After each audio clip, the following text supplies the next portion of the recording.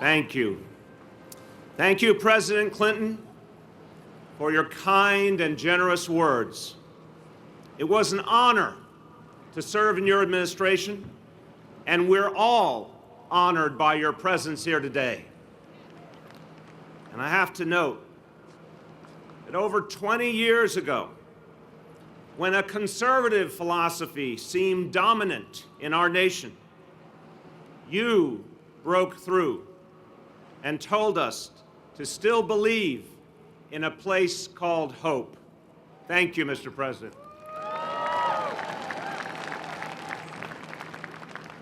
Thank you, Secretary Clinton. I was so inspired by the time I spent on your first campaign.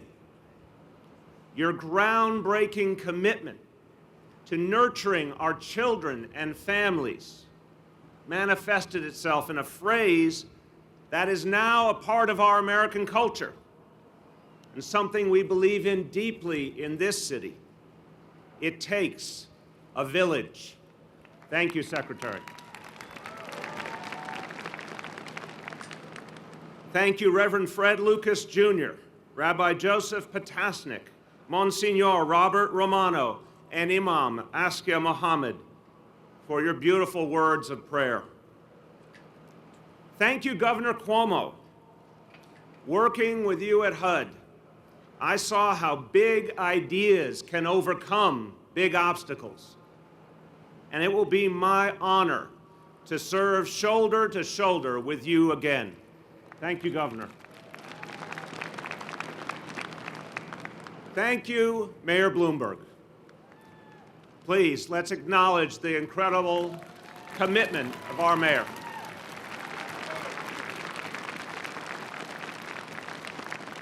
To say the least, you led our city through some extremely difficult times. And for that, we are all grateful. Your passion on issues such as environmental protection and public health has built a noble legacy. We pledge today to continue that great progress that you've made in these critically important areas. Thank you, Mayor Bloomberg.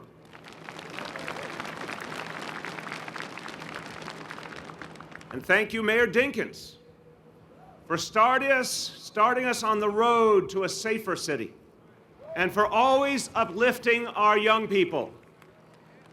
And I must say personally, for giving me my start in New York City government. Thank you. Now, Mayor Dinkins, you also had the wisdom to hire a strong and beautiful young woman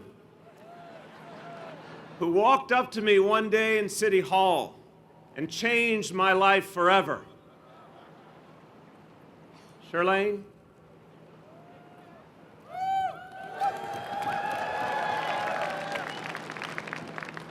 You are my soulmate and my best friend and my partner in all I do. My love for you grows with each passing year.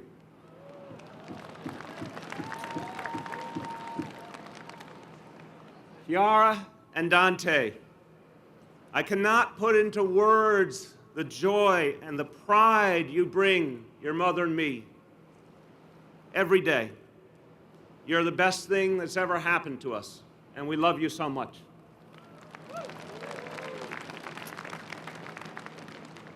And finally, thank you to my brothers, Steve and Don, and all my family assembled here today from all around this country and from Italy. You have always guided and sustained me. Grazie.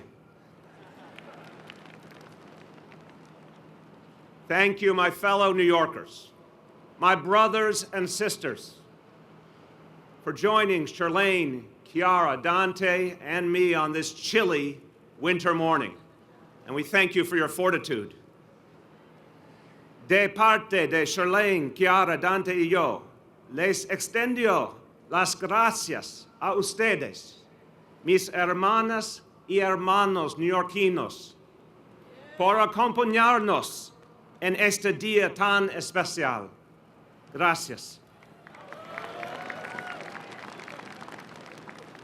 Like it is for so many of you, My family is my rock. Their wisdom, their compassion, and sense of humor make each day a gift to cherish. But what makes today so special isn't just my family, but our larger New York family. And yes, I'm borrowing from Governor Cuomo. Our family of New York. We see what binds all New Yorkers together. And understanding that big dreams are not a luxury reserved for the privileged few, but the animating force behind every community in every borough. The spark that ignites our unwavering resolve to do everything possible to ensure that every girl and boy, no matter what language they speak, what subway line they ride, what neighborhood they call home, that every child has the chance to succeed. We recognize the government's first duties, our city government's first responsibilities, to keep our neighborhoods safe, to keep our streets clean, to ensure that those who live here and those who visit can get where they need to go in every borough. But we know that our mission reaches deeper. We are called to put an end to economic and social inequalities that threaten to unravel the city we love. And so today we commit to a new progressive direction in New York. And that same progressive impulse has written our city's history. It's in our DNA. Nearly a century ago, it was Al Smith who waged war on unsafe working conditions and child labor. It was Franklin Roosevelt and Francis Perkins who led the charge for the basic bargain of unemployment insurance and the minimum wage. It was Fiorello Guardia who enacted the New Deal here on the city level, battled the excesses of Wall Street, and championed a progressive income tax. From Jacob Riis to Eleanor Roosevelt to Harry Belafonte, who we are so honored to have here today. It was New Yorkers who challenged the status quo, who blazed a trail of progressive reform and political action, who took on the elite, who stood up to say that social and economic justice will start here and will start now. It's that tradition that inspires the work we now begin, a movement that sees the inequality crisis we face today and resolves that it will not define our future. Now, I know that there are those who think that what I said during the campaign was just rhetoric, just political talk in the interest of getting elected. And there are some who think that now, as we turn to governing, well, that things will just continue pretty much the way they always have. So let me be clear. When I said I would take dead aim at the tale of two cities, I meant it.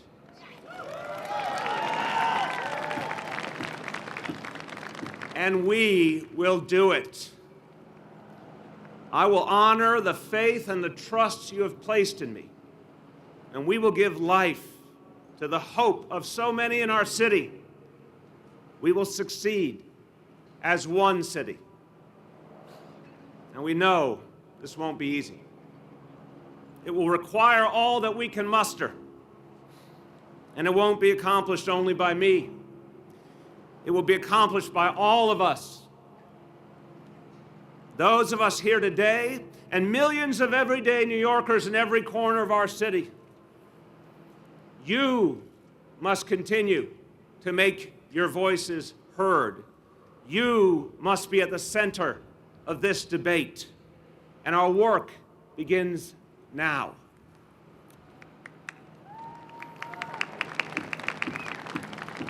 We will expand the paid sick leave law because no one should be forced to lose a day's pay or even a week's pay simply because illness strikes. And by this time next year, fully 300,000 additional New Yorkers will be protected by that law. We won't wait. We'll do it now. We will require big developers to build more affordable housing. We will fight to stem the tide of hospital closures. And we'll expand community health centers into neighborhoods in need so that New Yorkers see our city not as the exclusive domain of the 1%, but a place where everyday people can afford to live, work, and raise a family. We won't wait. We'll do it now. We will reform a broken stop and frisk policy, both to protect the dignity and rights of young men of color and to give our brave police officers the partnership they need to continue their success in driving down crime. We won't wait. We'll do it now. And we will ask the very wealthy to pay a little more in taxes so that we can offer full-day universal pre-K for every child in this city and after-school programs for every middle school child. And when we say a little more, we can rightly emphasize the little. Those earning between $500,000 and $1 million a year, for instance, would see their taxes increase by an average of $973 a year. That's less than $3 a day, about the cost of a small soy latte at your local Starbucks. Think about it. A 5-year tax on the wealthiest among us, with every dollar dedicated to pre-K and after school. Asking those at the top to help our kids get on the right path and stay there. That's our mission. And on that, we will not wait. We'll do it now. Now, of course, I know that our progressive vision isn't universally shared. Some on the far right continue to preach the virtues of trickle-down economics. They believe that the way to move forward is to give more to the most fortunate, and that somehow the benefits will work their way down to everyone else. They sell their approach as the path of rugged individualism. But Fiorello Guardia, the man I consider to be the greatest mayor this city has ever known, he put it best. He said, "I too admire the rugged individual, but no rugged individual can survive in the midst of collective starvation." So please remember, we do not ask more of the wealthy to punish success. We do it to create more success stories.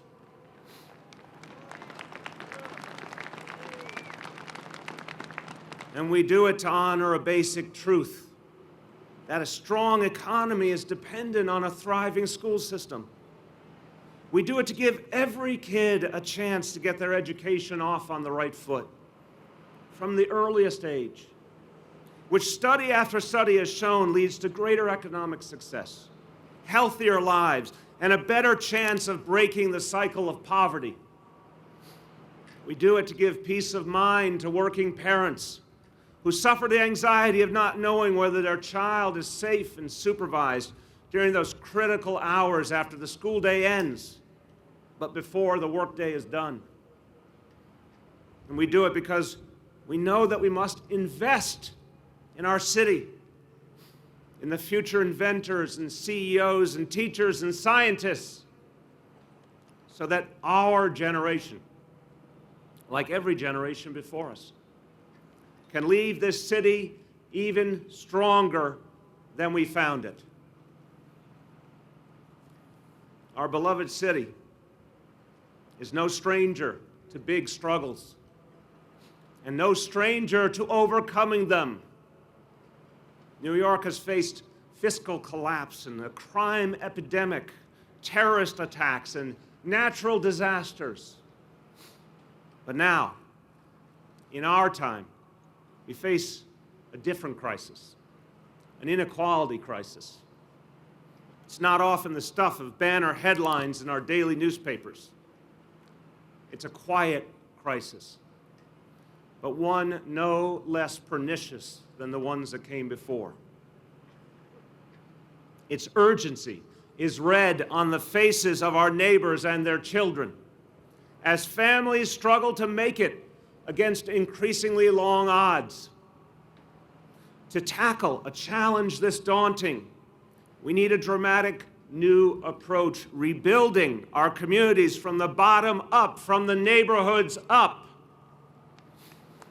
And just like before, the world will watch us as we succeed. We will remember what makes New York, New York. A city that fights injustice and inequality, not just because it honors our values, but because it strengthens our people. A city of 5 boroughs, all created equal. Black, white, Latino, Asian, gay, straight, old, young, rich, middle class, and poor. A city that remembers our responsibility to each other. Our common cause is to leave no New Yorker behind. That's the city that you and I believe in. It's the city to which my grandparents were welcomed from the hills of southern Italy. The city in which I was born, where I met the love of my life, where Chiara and Dante were raised. It's a place that celebrates a very simple notion that no matter what your story is, this is your city. Our strength is derived from you. Working together, we will make this one city. And that mission, our march towards a fairer, more just, more progressive place, our march to keep the promise of New York alive for the next generation, it begins today. Thank you, and God bless the people of the city of New York.